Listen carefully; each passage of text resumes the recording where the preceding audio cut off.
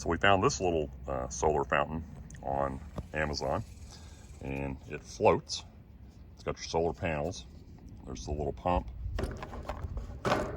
And this particular one has a 1500 ampere hour or milliampere hour battery.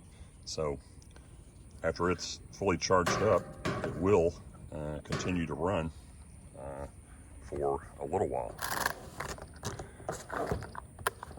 You open this up and you get it, and it has a bunch of different attachments that you can put on here. And today we're going to add just one of the little risers like that, and I think we'll try this nozzle and see how that works out. Should be fairly simple to use. You should be able to just drop it in some water, and sky's the limit on the feature that you want to use. And today we've just got a little small shallow pan filled with water that'll be sunny here in a little bit, and it's in one of our beds next to our pool. So let's see how this works.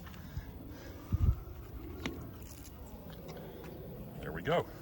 So immediately, and I did have it laying out in the sun for a little bit to get a charge before I dropped it in there, but immediately you can see that it starts working.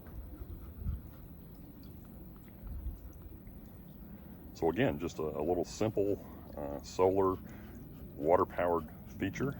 If you're wanting a little water feature and you don't have power, you can give this a try. Even our puppy likes it.